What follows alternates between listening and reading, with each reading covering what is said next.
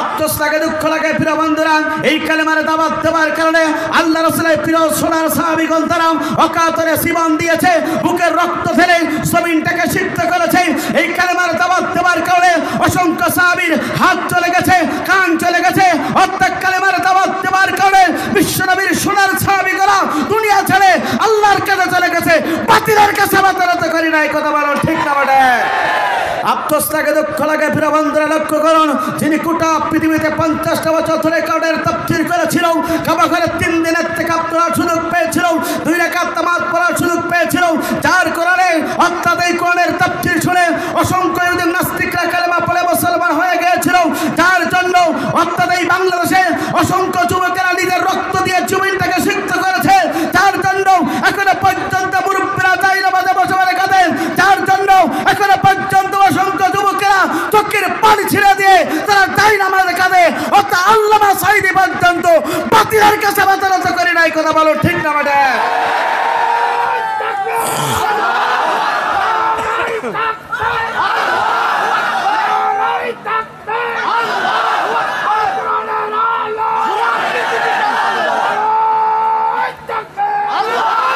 সুতরাং বিশ্বনবীর মতন করে যদি আমাদের রক্ত দিতে হয়, বিশ্বনবীর মতন করে যদি মিথ্যা মামলা খাওয়া লাগে, বিশ্বনবীর মতন করে মাথার হেলমেট ফাটানো লাগে, বিশ্বনবীর মতন করে যদি জীবনের সমস্ত রক্তবিন্দু পর্যন্ত যদি জমিনে সিদ্ধ করতে হয়, বিশ্বনবীর প্রিয় সাহাবায়ে কেরামদের মতন করে যদি জীবন দিতে হয়, আল্লামা সাঈদীর মতন করে যদি আপনার আমার জীবন দেওয়া লাগে, মুসলমান তাতেও রাজি আছে। কিন্তু কোনো সময় কোনো প্রেক্ষাপটে আল্লাহর কোরআন ছাড়বেন না কারা কারা?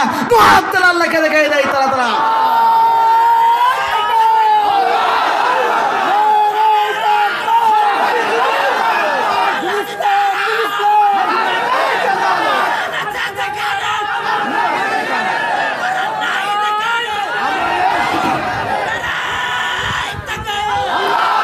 কোরআন আমাদের সংবিধান,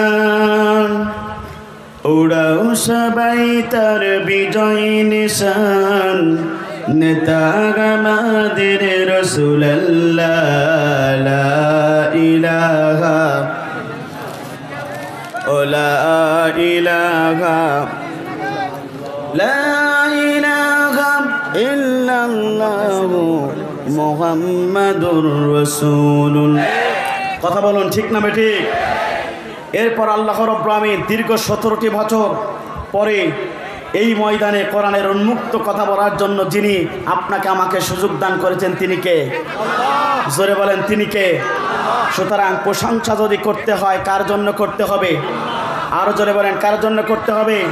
আমরা সেই মহান রবের প্রশংসা করছি, যিনি আপনাকে আমাকে ওই শেখ হাসিনা স্বৈরাচার অর্থাৎ আয়নাঘর সৃষ্টিকারী, এই পৃথিবীর সবচেয়ে বড় ফেরাউনের বাচ্চা ফেরাউনের খালাতো বোন শেখ হাসিনাকে এদেশের দামাল ছেলেরা এমনভাবে তাড়াইছে, অর্থাৎ শাড়ি পর্যন্ত নেবার সুযোগ পাই নাই।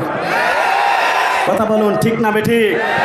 উপস্থিতি কথা আজকে বলতে হবে, কারণ আগামীর পৃথিবী ইসলামের পৃথিবী, আগামীর পৃথিবী কোরআনের পৃথিবী। টুডে অ্যান্ড টুমরো এই বাংলাদেশে ইসলামের জন্য স্বাধীন হয়েছে।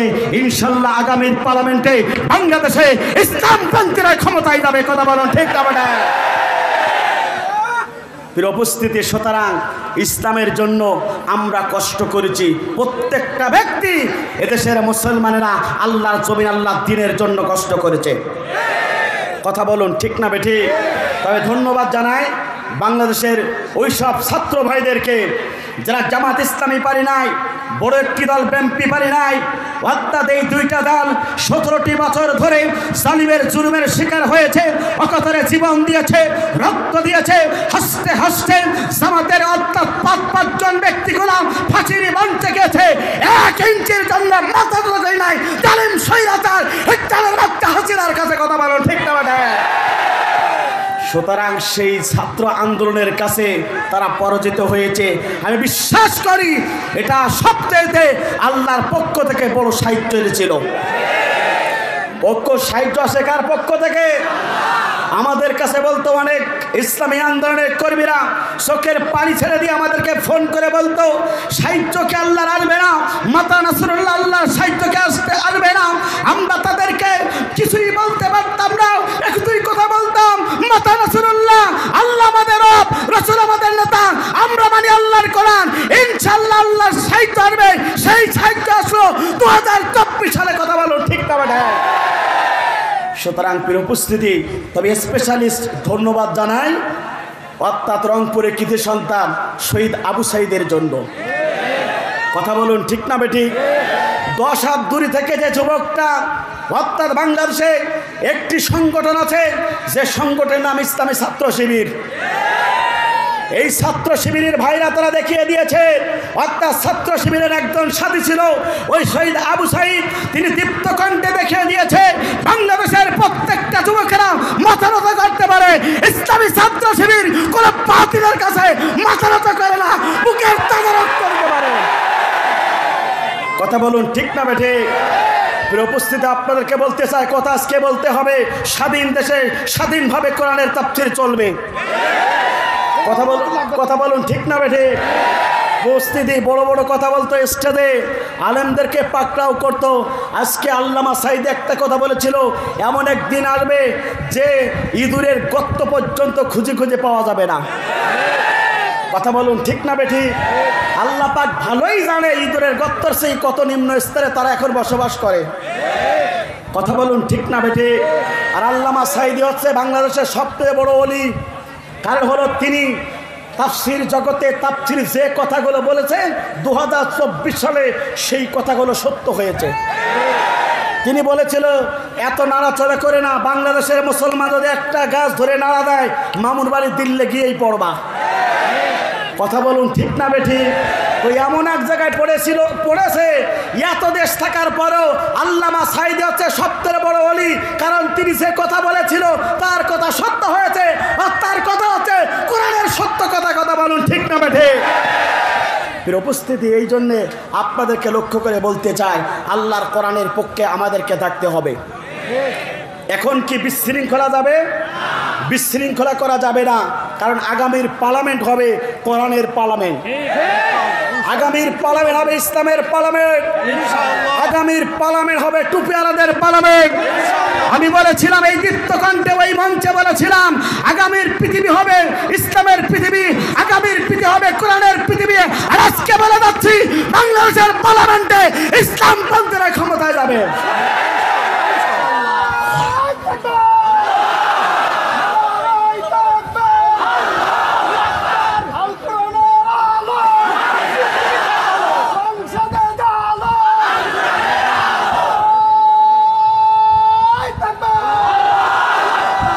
উপস্থিতি, এই জন্যে আপনাকে লক্ষ্য করে বলতে চাই, যারা ইসলামের বিরুদ্ধে ষড়যন্ত্র করেছিল তারা আজকে দেশ থেকে বিতাড়িত। কথা বলুন ঠিক না বেঠি? আজকে বাংলাদেশ ক্রিকেট খেলে জিততে পারে না, কিন্তু যে দেশ স্বাধীন হলো, পাকিস্তানের সাথে 2টা টেস্ট খেলা হলো, তো বাংলাদেশের ছেলেরা তারা সিরিজ জয় করেছে। কথা বলুন ঠিক না বেঠি?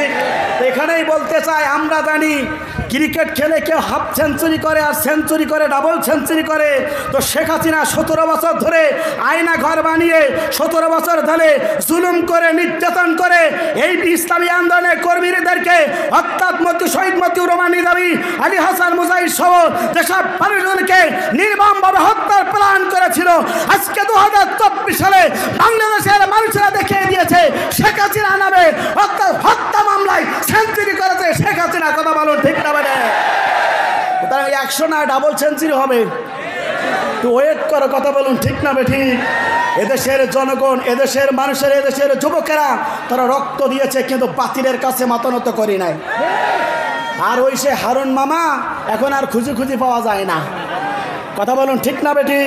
আল্লামা সাঈদীকে যিনি লিখিতভাবে ফাঁসির কাস্টে ঝোলাতে চেয়েছিল, সেই কালামানিক বিচারপতি দেখেন সালমান এই প্রমাণ, অর্থাৎ দাড়ি কামিয়ে যে নৌকায় ডুবে গেছে সেই নৌকায় পালানোর জন্য চেষ্টা করেছিল, সেই নৌকায় ডুবে ধরা খেল। আর কালামানিক যে দাড়ির বিরুদ্ধে কথা বলতো, দাড়ি সহ্য করতে পারতো না, সেই দাড়ি নিয়ে সিলেট দিয়ে পালানোর জন্য চেষ্টা করলো। এদেশের ছেলেরা এমন কাজ করেছে, অর্থাৎ পুরুষাঙ্গ পর্যন্ত নষ্ট করে দেওয়ার জন্য চেষ্টা করেছিল। ইন্না বাদশা রাব্বিকা লাশাদীদ, আল্লাহ পাক যেদিন ধরবে দুনিয়ার কেউ সেদিনকে রাখতে পারবে না। সুতরাং আমাদের সরকার, অন্তর্বর্তী সরকারের প্রধান ডক্টর ইউনূসের কাছে আহ্বান হলো, শেখ হাসিনাকে মামুর বাড়ি রাখলে হবে না, তাকে বাংলার জমিনে নিয়ে আসতে হবে। আর বাংলাদেশে এসে শেখ হাসিনাকে ঢাকার বাইতুল মুকাররমে প্রকাশ্যভাবে লক্ষ লক্ষ মিডিয়ার মাধ্যমে